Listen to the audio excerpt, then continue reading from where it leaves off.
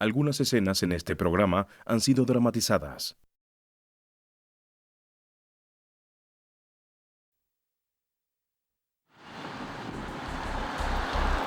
El Hospital del Condado, en un pequeño pueblo del Medio Oeste, alberga un secreto. Un sospechoso incremento en el índice de mortalidad de esa instalación causa alarma hasta a quienes trabajan ahí. Trabajando juntos, la policía estatal y los fiscales locales buscan la verdad acerca de esta medicina mortal.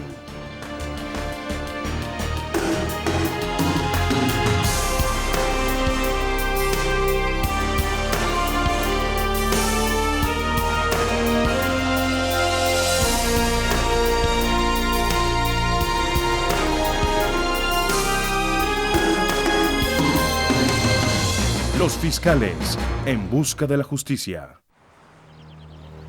Medicina mortal.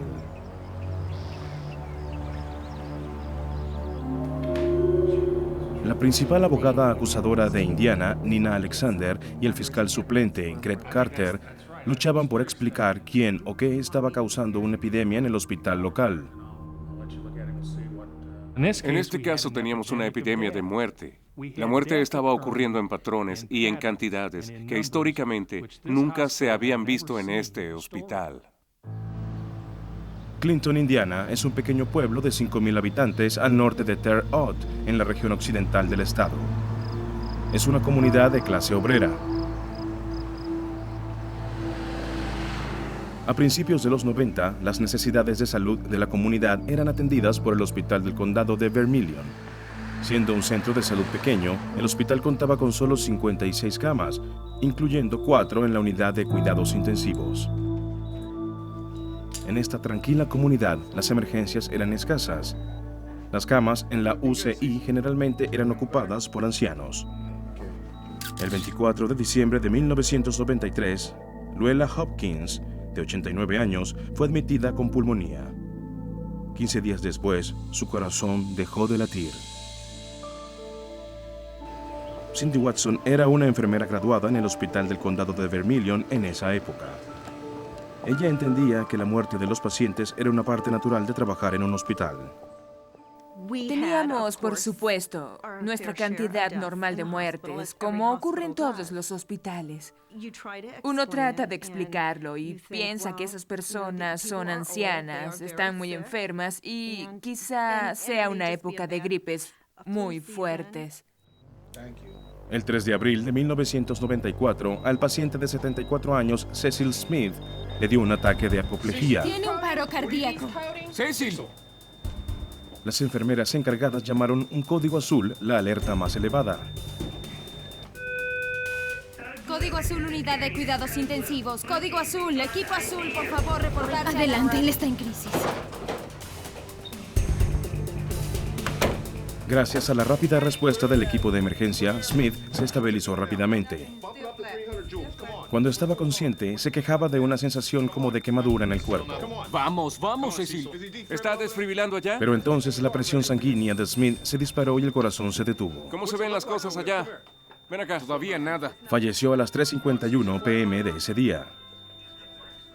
Aunque entristecidos por la muerte, los empleados del hospital continuaron con sus labores normales. A finales de 1994, Watson se encontró con una paciente que había sido admitida a la sala de emergencia. Bueno, eso es importante. ¿Está todo bien? Sí, va muy bien. La habían estabilizado y la transfirieron a la UCI para un monitoreo de rutina. La cuidaremos mucho, ¿bien? Muy bien. Adiós, Maggie. Está bien. La llevaré hasta arriba. Nos vemos, Cindy. Adiós. Unos momentos después, Watson escuchó que llamaron un código azul. ¿Llamar un código? Su paciente se estaba muriendo. Parecía imposible que ella hubiera sufrido un cambio tan dramático en su estado. Pero uno no lo piensa demasiado. Eso ocurre en los hospitales. Hay personas que están enfermas y se mueren de repente. Resiste un poco, Maggie. Aún así, Watson estaba conmovida por esta muerte. Me preocupa lo que ocurre. Compartió su preocupación con otra enfermera, quien comentó que había tenido una experiencia similar hace unas semanas. Tuve un paciente hace 2 semanas, la señora Alderson. Dijo que el 5 de noviembre de 1994, Mary Ann Alderson fue admitida a la UCI de Vermilion quejándose de dolores en el pecho. Al día siguiente se había recuperado y esperaba poder volver a su casa. Me voy a casa mañana. ¿Nos deja tan pronto? Pero la anciana ama de casa no partió viva del hospital. Son de mi hijo. ¡Oh, fantástico! No se iba a su casa. Las enfermeras se preguntaban si alguien en el hospital estaría haciendo un seguimiento de las muertes en la UCI.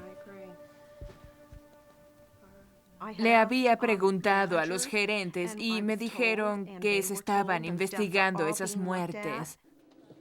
En el transcurso del año, pacientes normalmente estables siguieron muriendo en la UCI del Hospital del Condado de Vermilion.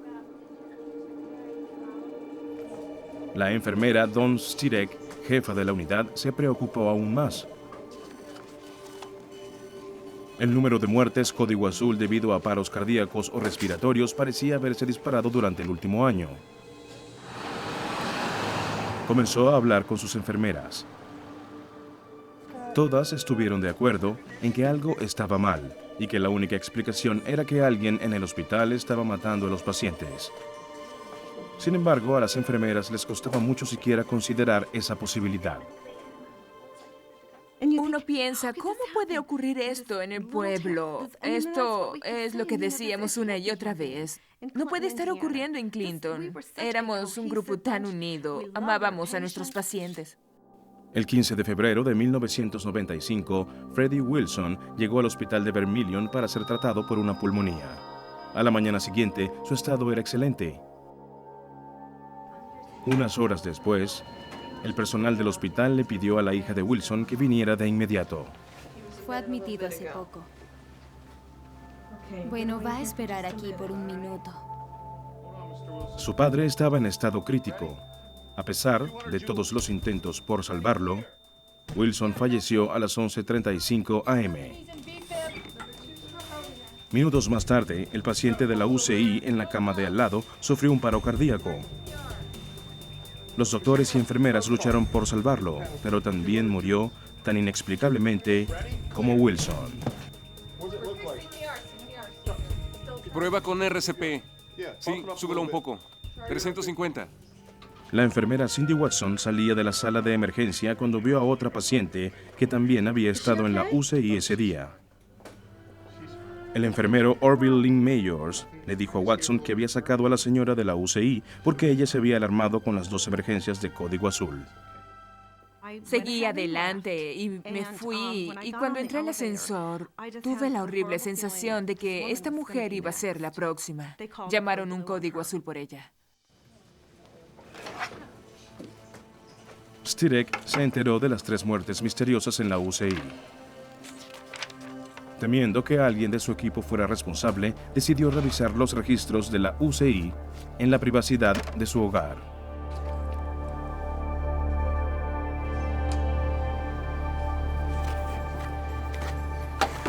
Stirek analizó el horario de cada enfermera de la UCI y comparó la lista con las llamadas de código azul y las muertes de pacientes.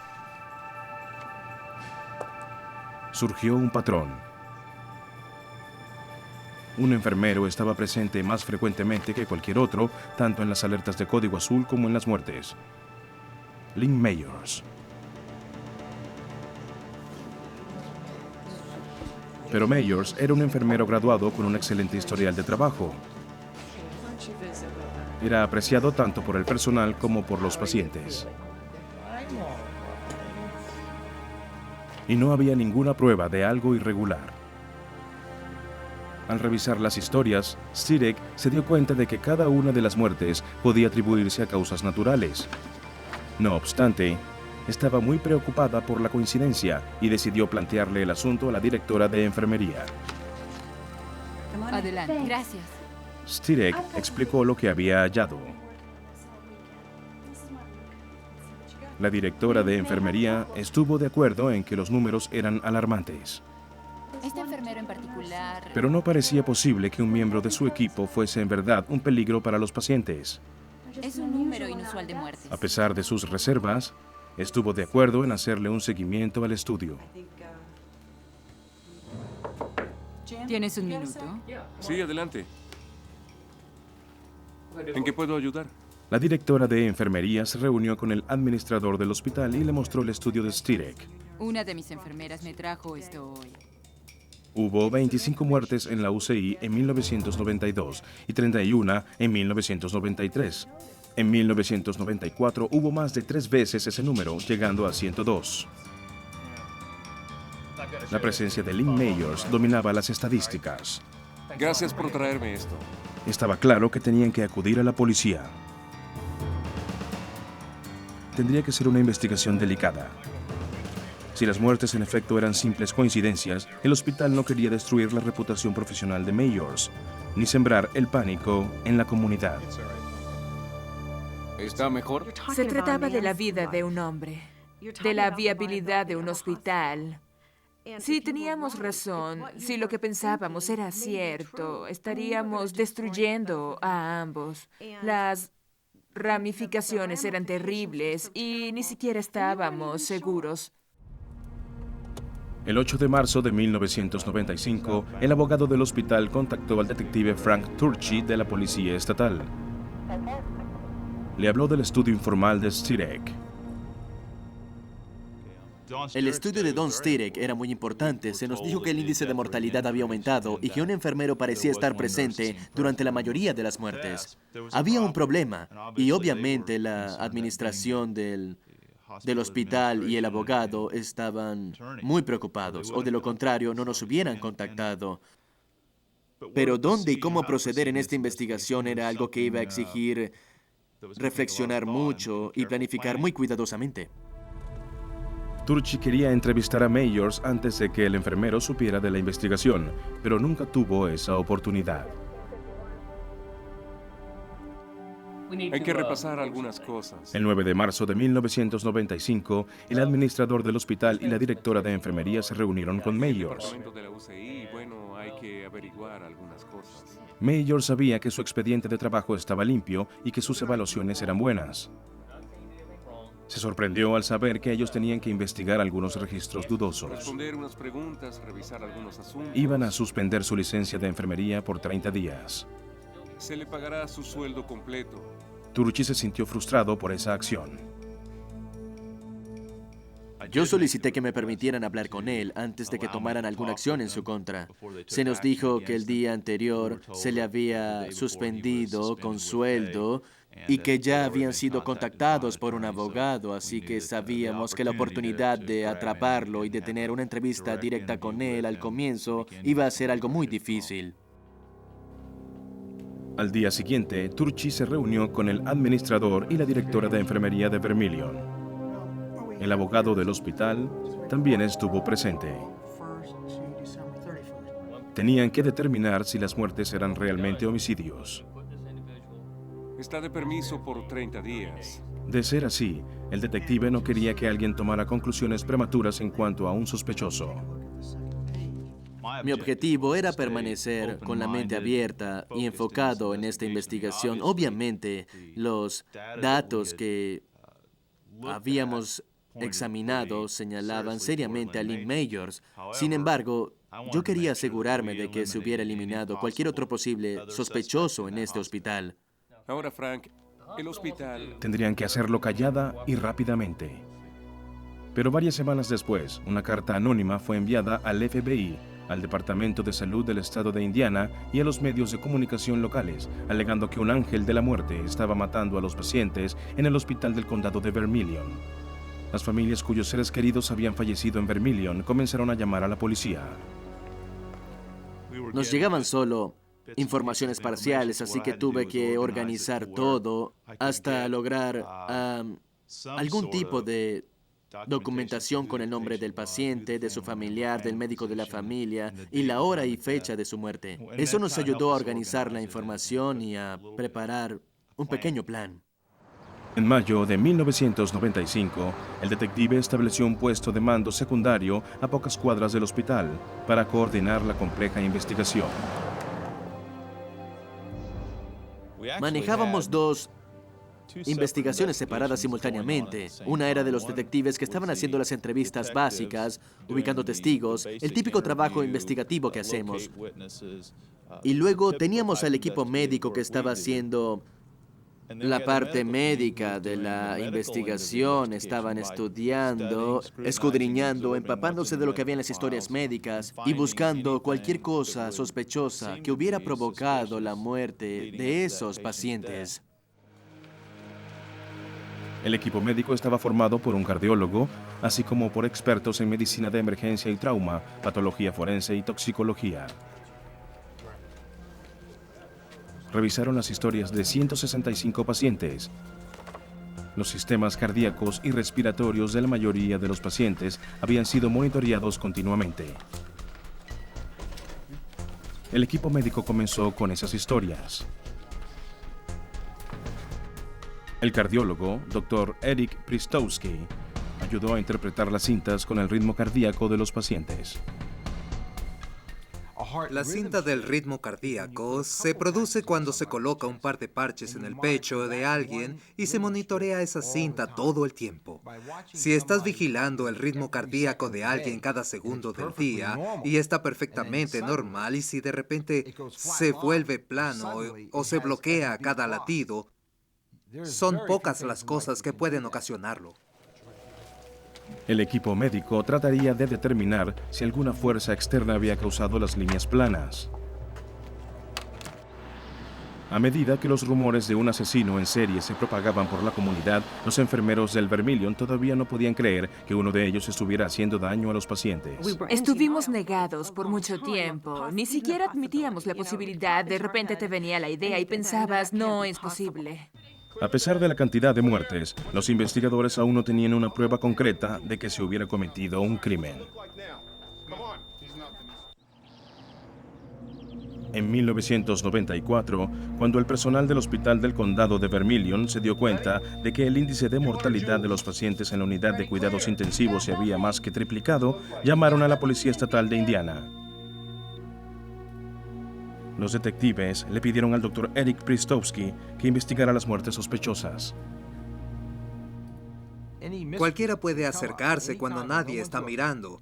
Si estás dormido, te pueden inyectar una sustancia tóxica y puedes morir. Imagínese que es una persona enferma con un problema cardíaco y está en la unidad de cuidados intensivos. ¿Cree que alguien le va a prestar atención al hecho de que el señor Jones se murió de una taquicardia? Nadie, ni siquiera lo va a pensar dos veces. Yo tampoco sospecharía nada. Si ocurriera una sola vez, pero varias veces, se está formando un patrón. El enfermero presente en la mayoría de las muertes, Lynn Mayors, había sido suspendido con sueldo por el hospital. Los detectives de la Policía Estatal interrogaron al personal del hospital. Sí, seguro. ¿Por qué no pasa al porche y toma asiento? Una enfermera de la UCI les dijo a los detectives que ella había observado una anormalidad médica en los pacientes de Código Azul. La mayoría había sufrido un paro respiratorio y luego fluctuaciones cardíacas. Normalmente, esos eventos ocurrían al revés.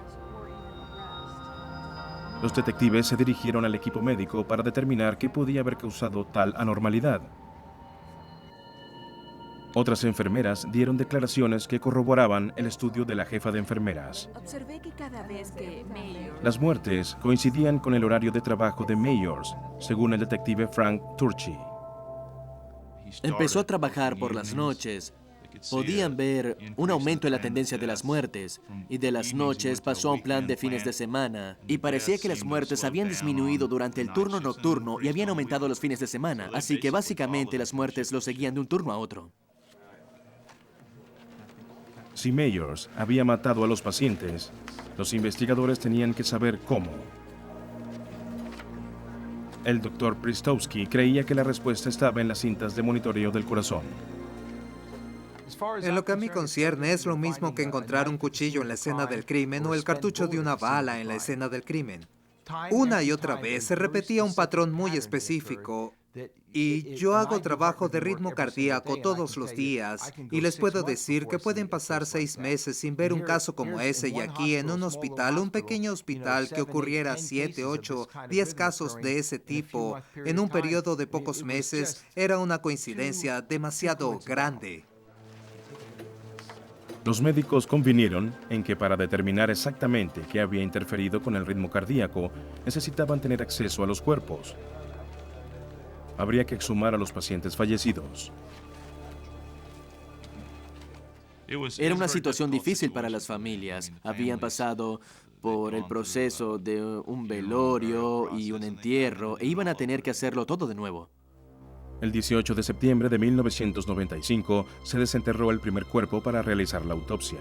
Los medios locales cubrieron la investigación muy de cerca.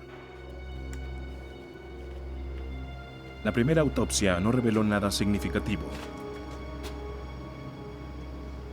La muerte parecía haber ocurrido por causas naturales.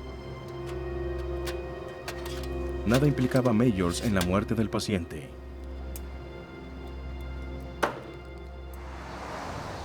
La Junta de Enfermería del Estado de Indiana celebró audiencias para determinar si debía revocarse la licencia de Mayors.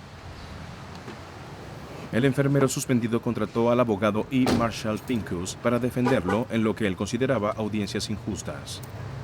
Básicamente lo habían calificado como el ángel de la muerte. Lo que estábamos tratando de hacer era intentar demostrar cuán débiles e inapropiados eran estos alegatos y cuán inocente era Lynn. De hecho, no solo que él era inocente, sino que no se había asesinado a nadie en ese hospital. A pesar de la defensa, la Junta suspendió permanentemente la licencia de enfermería de Mayors.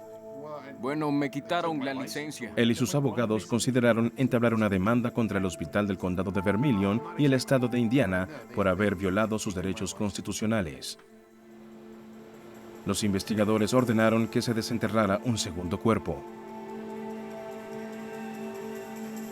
Esperaban encontrar prueba de sus alegatos en la muerte misteriosa de Derek Maxwell. Maxwell había sido admitido a Vermilion para tratar su diabetes.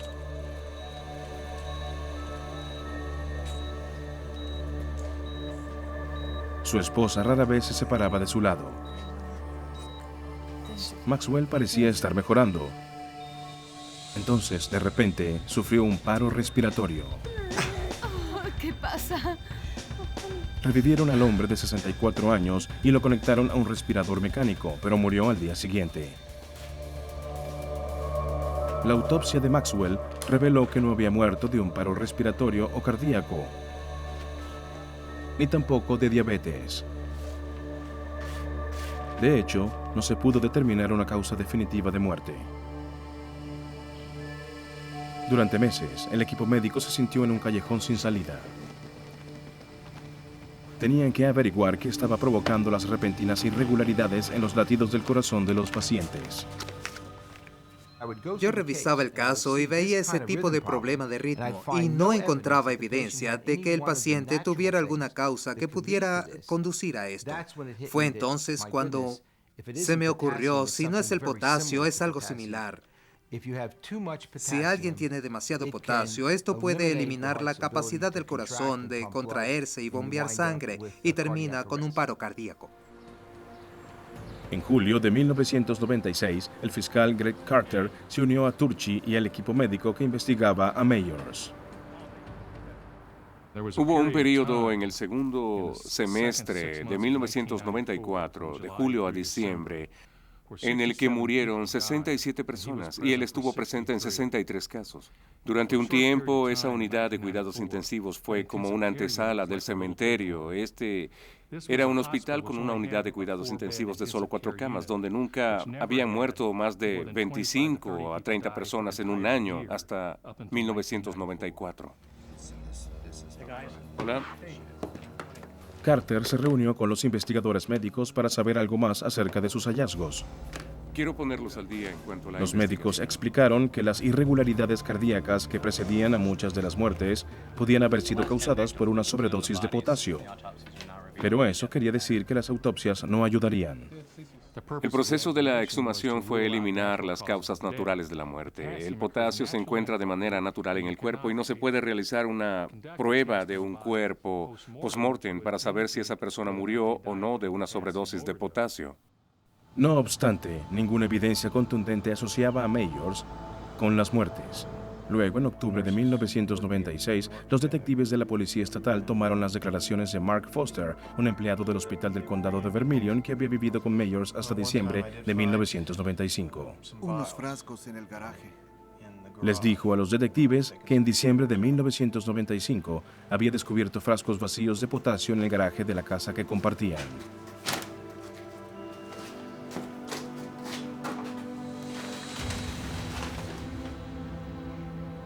Así de este tamaño. Los recipientes eran iguales a los usados en el Hospital del Condado de Vermilion.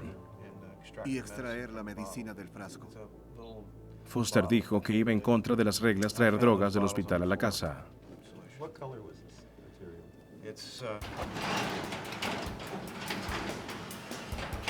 Tanto Foster como Mayors se habían mudado de allí, pero los detectives obtuvieron una orden de allanamiento para registrar la que había sido su casa y el garaje. Recogieron más de 40 piezas de evidencia, incluyendo inyectadoras y varios frascos parcialmente llenos. Al examinar el contenido de los frascos, el detective jefe Frank Turchi se enteró de que contenían una concentración no diluida de cloruro de potasio. Ese fue el primer vínculo directo entre Mayors y el químico que consideraban había matado a los pacientes.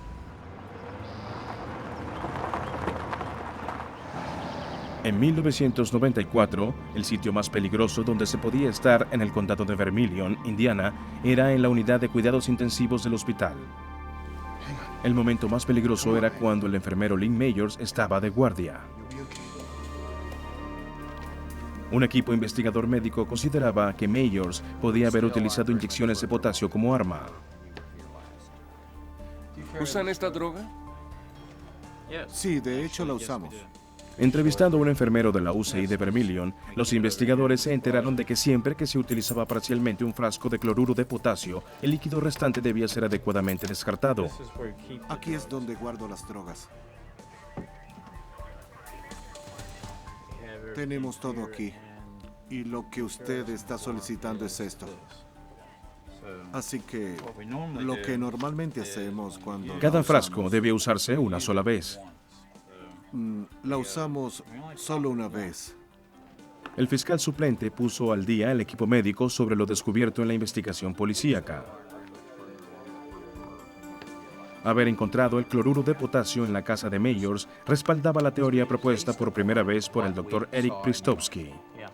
Fue un gran alivio para el equipo médico saber que ellos tenían evidencia física que respaldara nuestras creencias. Pensé, gracias a Dios, que ahora tienen algo físico para respaldar lo que estábamos diciendo, porque el que pensáramos eso no significaba que tuviéramos la razón. Pero dado que los enfermeros ponen inyecciones de potasio a pacientes enfermos todos los días, el fiscal Greg Carter sabía que probar que era un arma homicida no sería fácil. El potasio es un elemento natural en el cuerpo. Las personas con potasio bajo tienen que regular su nivel. Por eso se colocaba por vía endovenosa con otras sustancias como el suero a fin de elevar sus niveles de manera terapéutica hasta un punto normal. Los expertos del laboratorio de la Policía Estatal estudiaron los tapones de goma de los recipientes de cloruro de potasio traídos del garaje de Mayors. Su informe, dirigido al detective Frank Turchi, indicaba que los frascos habían sido utilizados incorrectamente. Esos frascos de potasio, que eran frascos de 40.000 equivalentes, debían tener una sola pinchadura. Básicamente sacan la solución que van a usar médicamente y descartan el resto. Pero estos tenían múltiples pinchaduras, algunas hasta 8, creo. Así que sabíamos que era significativo porque no era normal para uso médico. En abril de 1997, los detectives de la Policía Estatal tuvieron un golpe de suerte cuando un sobrino de Mayors, de 19 años, solicitó reunirse con ellos. Dijo que él y Mayors habían usado drogas ilegalmente durante años. y que Mayors proporcionaba las drogas, entregándolas en la camioneta de sus padres. Mayors había hecho declaraciones incriminatorias a su sobrino, diciendo que después de que los pacientes se estabilizaban, él decidía jugar al doctor. Dijo que la policía nunca podría saber lo que él había hecho. Esta cosa es muy buena. Claro, es lo mejor. Para los detectives, parecía ser una confesión directa de Mayors, que mataba a los pacientes con cloruro de potasio, imposible de detectar después de la muerte. Los investigadores obtuvieron una orden de allanamiento y registraron la camioneta que el sobrino había mencionado. Encontraron docenas de artículos, incluyendo 3 frascos que posteriormente se comprobó contenían cloruro de potasio. El potasio en estos frascos no fue utilizado en la forma indicada por la política del hospital. Esto nos llevó a la conclusión de que se estaba usando para algo distinto a la atención de un paciente en un hospital. En diciembre de 1997, el equipo médico recibió los resultados de un estudio realizado por una firma independiente. Para que el estudio fuera imparcial, las autoridades habían numerado a las enfermeras y enfermeros para los peritos en lugar de usar nombres. El estudio indicaba que el número 133 estaba particularmente asociado con las muertes. El número 133 correspondía a Lynn Mayors. Esta investigación duró desde marzo de 1995 hasta diciembre de 1997.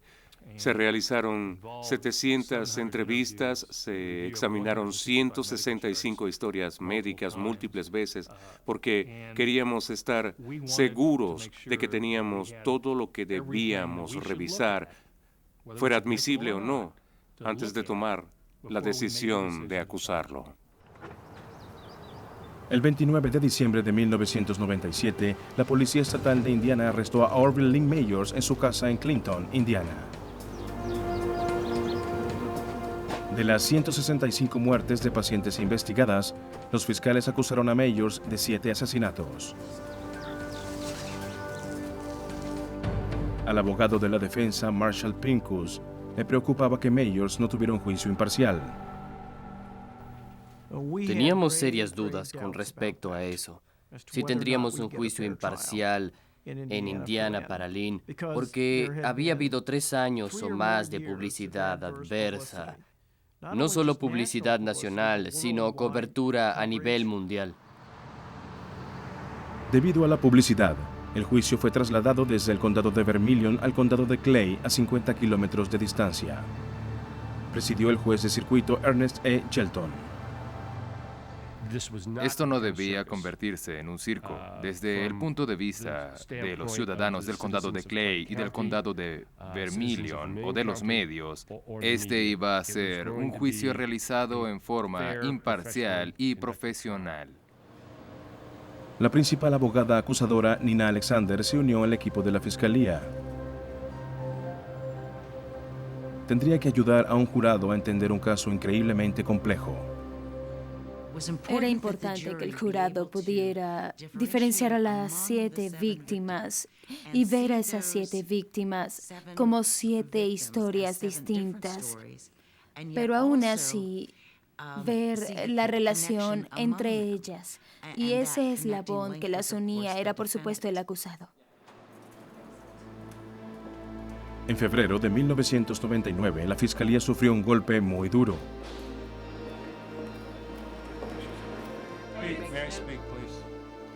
El juez dictaminó que no se permitiría ninguna evidencia estadística en el juicio, incluyendo el estudio de Don Stirek, el cual había dado origen a la investigación. El informe de la señorita Stirek traería a colación un número sustancial de muertes de las que no fue acusado. Eso alargaría el juicio y permitiría a los abogados del señor Mayors interrogar con respecto a cada una de ellas, pero lo importante es que Stirek es una supervisora de enfermeras, no es un perito en estadísticas. Eso significaba una reestructuración por parte de la fiscalía. Teníamos que probar que la muerte número 1 no era natural, que de hecho era un asesinato, un homicidio. Y teníamos que probar que el señor Mayors había cometido este delito, que era él quien había provocado estas muertes. De alguna manera, tendrían que hacer eso sin los acusadores números que casi con toda certeza señalaban que Mayors estaba implicado. Mientras los fiscales se preparaban para el juicio del ex enfermero Lynn Mayors, consideraban que tenían un caso sólido que lo conectaba a él con 7 muertes misteriosas en el hospital. Pero, como bien sabía el fiscal suplente Greg Carter, nunca se tiene certeza absoluta en un caso. Cuando comenzamos este juicio no sabíamos cómo terminaríamos. Nos parecía que habíamos armado un buen caso para mostrarle a un jurado o para comunicar a un jurado. No sabíamos qué iban a hacer con eso. No sabíamos si lo podrían captar o no, si podrían entender o no la evidencia médica. El juicio comenzó el 7 de septiembre de 1999. En sus palabras de apertura, la fiscal Nina Alexander presentó a las víctimas al jurado. Siempre quiero que los jurados conozcan a mis víctimas. La defensa no quiere que las conozcan. La defensa no quiere personalizar un juicio. Si no puedes ver a la víctima y si no la conoces, entonces no puedes sentir ninguna compasión por el acto que ocurrió. Proyectando imágenes de cada víctima, la fiscal admitió que estaban enfermas, pero señaló cómo cada una llevaba una vida normal. El abogado de la defensa, Marshall Pincus, replicó que los pacientes que habían muerto padecían enfermedades serias y crónicas. Nuestra estrategia era demostrar que no solo Lynn no había asesinado a nadie, sino que nadie lo había hecho, que estas personas habían muerto de causas naturales. Las 7 personas habían sido llevadas al hospital en condiciones críticas a la sala de emergencia, desde sus casas o desde un ancianato. Lynn no había estado en el ancianato antes de que vinieran al hospital, y tampoco en ninguna de sus casas.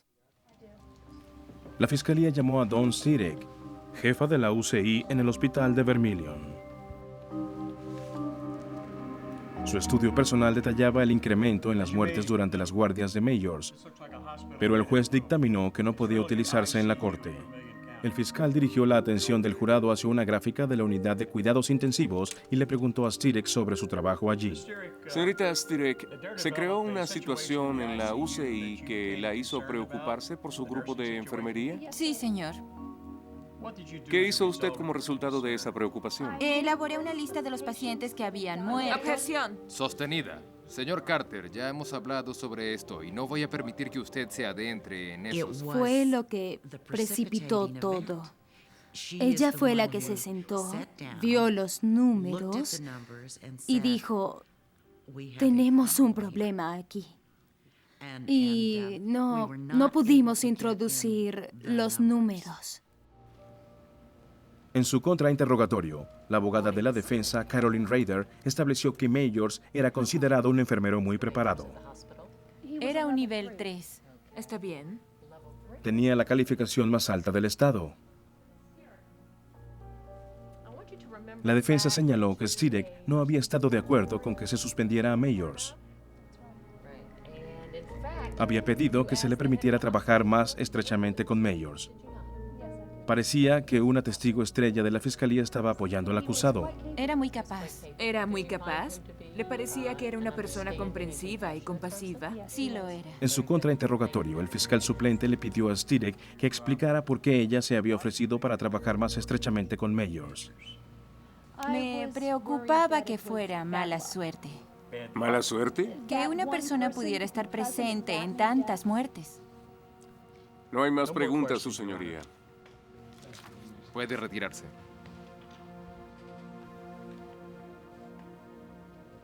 La fiscal llamó al detective de la Policía Estatal de Indiana, Frank Turchi.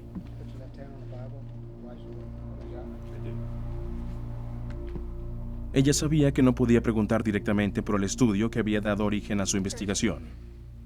Tenía que hacerle unas preguntas, de tal manera y en una forma tan restringida, que creo que el jurado llegó a la conclusión de que aquí había más de lo que se les estaba diciendo, y a esa conclusión quería yo que llegaran.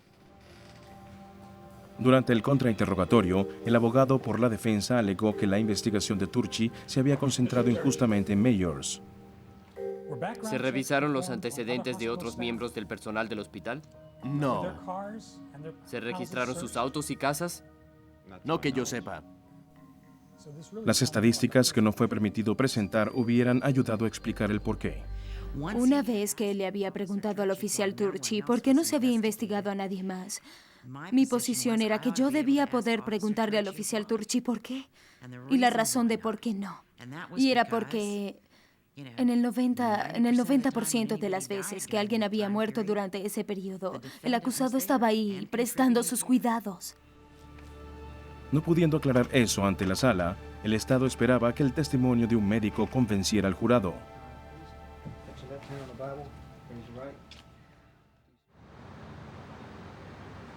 El ex enfermero Lee Mayors estaba siendo enjuiciado por supuestamente haber matado a 7 pacientes bajo su cuidado. La fiscalía llamó al doctor Eric Pristovsky.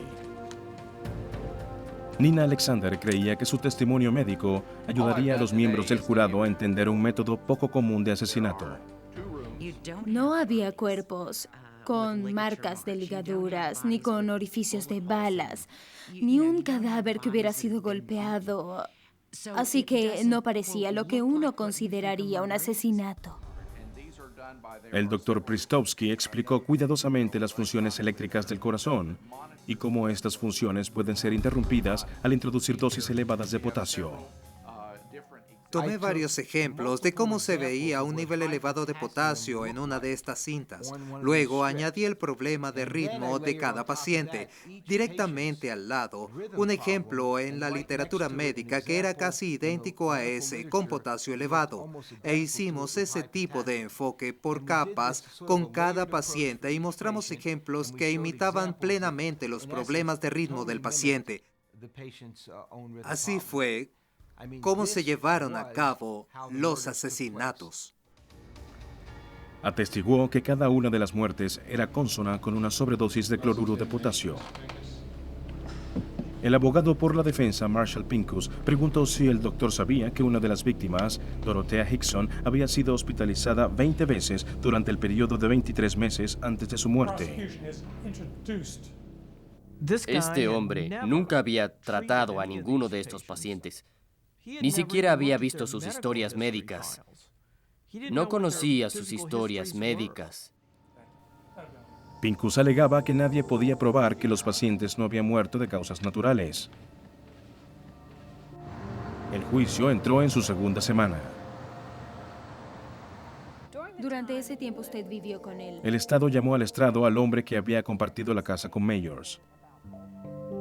Él atestiguó que había conocido a Mayors cuando ambos trabajaban como enfermeros en el hospital del condado de Vermilion. Por un tiempo habían compartido un auto y una casa, donde él había encontrado envases de cloruro de potasio. Los fiscales le preguntaron también sobre la actitud de Mayors hacia las personas mayores. Durante el tiempo que vivió con el acusado, ¿le oyó decir alguna vez algo acerca de las personas mayores?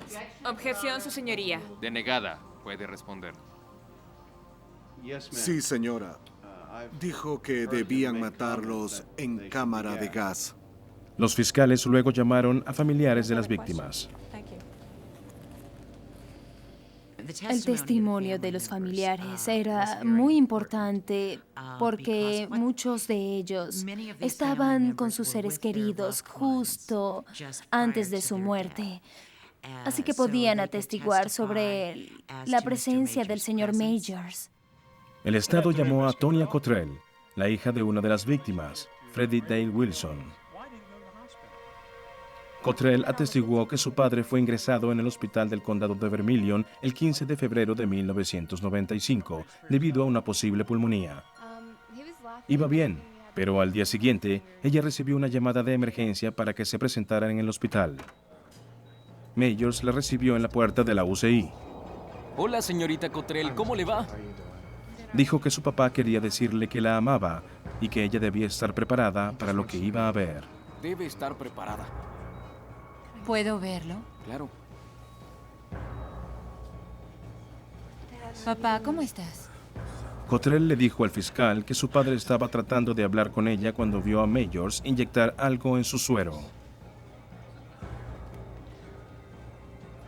Te da la medicina. Unos momentos más tarde, Wilson estaba muerto. Mi papá puso los ojos en blanco y se fue.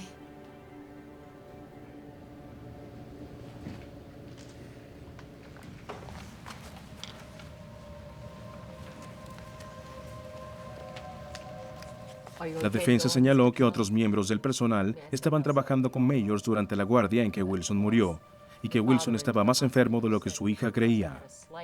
Dijo que era porque tenía un caso leve de pulmonía, ¿no es así?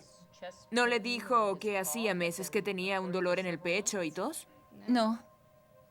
Está bien. Gracias, señorita Cottrell. Dorothea Hickson había sido admitida en el hospital de Vermilion para tratar un problema cardíaco. La hija de Hickson le dijo al fiscal que su madre estaba de buen ánimo cuando fue al hospital. La familia quedó asombrada cuando 30 minutos después, Mayors vino a la sala de espera y preguntó por la familia Hickson. Cuando las mujeres fueron a ver a su madre, estaba despierta y lúcida. Pero después de unos minutos, Hickson dejó de hablar.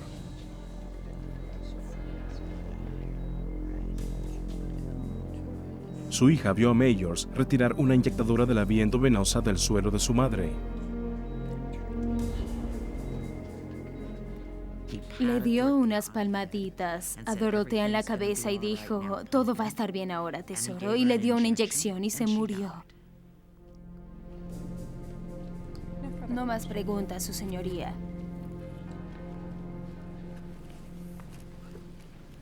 El abogado de la defensa alegó que Hickson también estaba gravemente enferma. La señora Holdway.